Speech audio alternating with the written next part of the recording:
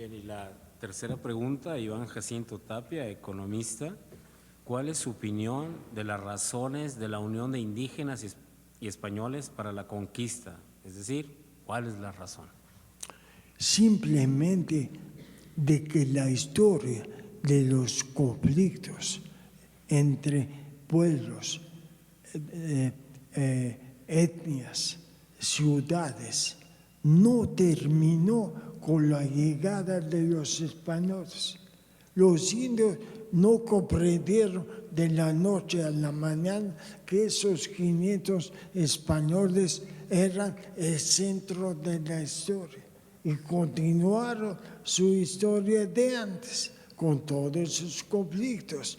Si la historia hubiera sido al revés y los aztecas conquistan en Europa en el siglo XV o XVI, hubieran caído exactamente cuando había una guerra entre franceses e ingleses que duró 100 años, o cuando Carlos I llevaba guerra con todos los europeos en un intento verdaderamente difícil de entender, de construir un imperio en Europa, o de los holandeses que andaban de guerra con los españoles durante 60 años.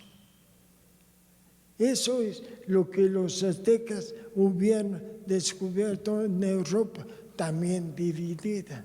Así que lo mismo pasaba aquí.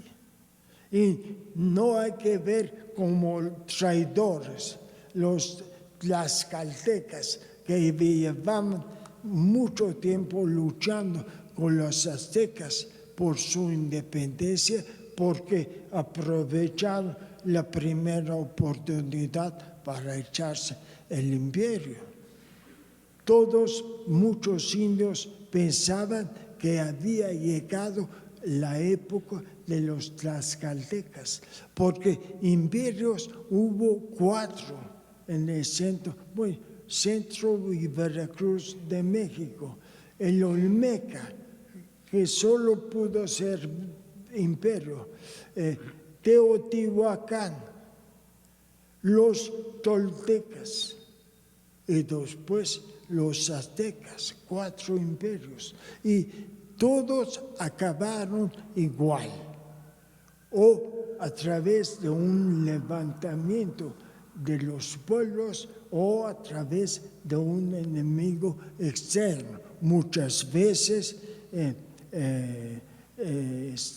indios del norte, chichimecas, que era la misma relación que había entre Roma y los bárbaros del norte, que eran los germanos y también otros bárbaros.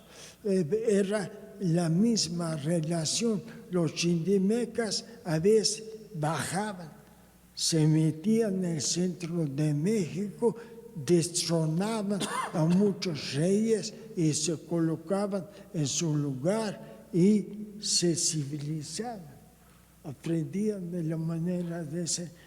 La verdad, los aztecas, que no me oigan muchos profesores, no eran de Mesoamérica, eran del norte, eran chichimecas, que llegaron aquí y se civilizaron.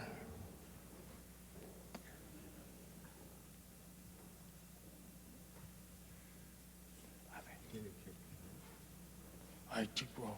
Bien, Ana María Vila Frías, artesana, ¿cómo y dónde murió Tenamastri? Eso está en la oscuridad más completa, porque no se han recuperado todos los documentos.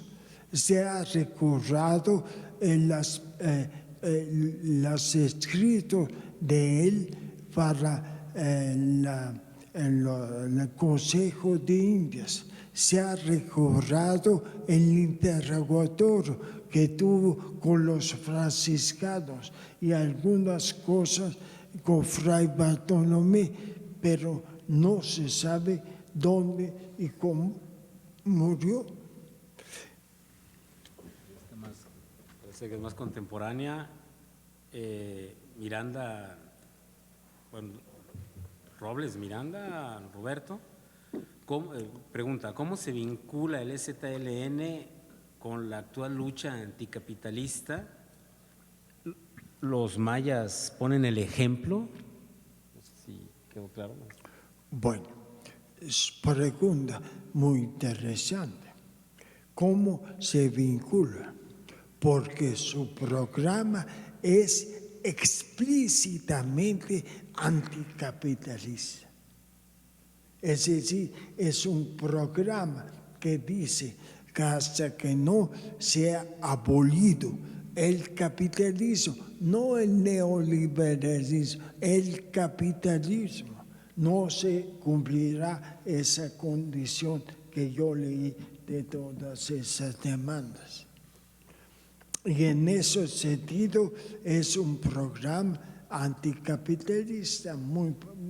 ¿Qué era la segunda parte? Bueno, los mayas, que si los mayas ponen el ejemplo, imagino, de esta lucha, ¿no? Bueno, yo puedo decir con toda la claridad, el programa de los mayas al intentar formarse un partido nacional alrededor de ese programa no se pudo.